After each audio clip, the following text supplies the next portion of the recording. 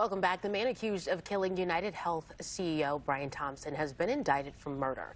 According to court documents, Luigi Mangione has been indicted for numerous charges, including murder in the first degree and murder in the second degree as a crime of terrorism. And now he may be disinherited from his grandmother's estate plan. Joining us today is our legal expert, Danielle Mayoras, to break some of this down for us. Danielle, what exactly is disinheritance? Disinheriting means you're not going to get any money under the will or the trust. Okay. And in this case, his grandmother had a will where it specifically said if someone was charged or indicted of a felony, among other things, that it would be up to the trustees to determine whether or not they received an inheritance. And is that a typical provision? I would say after doing this for about 3 decades, this is not typical. Okay. But that being said, whenever someone's doing estate planning documents, it always comes down to incorporating their goals and their values into the documents. I think you and I maybe even talked about this before.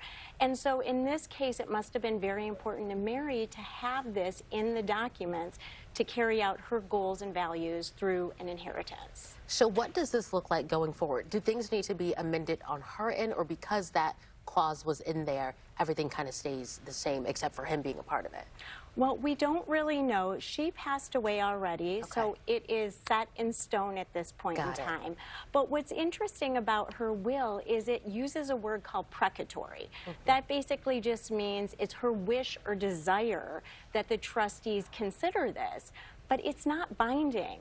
So at the end of the day, the 4 trustees, one of whom is Luigi's father, they're going to be the ones to make the decision whether or not he receives an inheritance. And on top of that, if you read further in the will, it also says that they can use the money for rehabilitation or assisting someone in being a productive member of society. Okay, so how much money are we talking about in this estate? Do you know?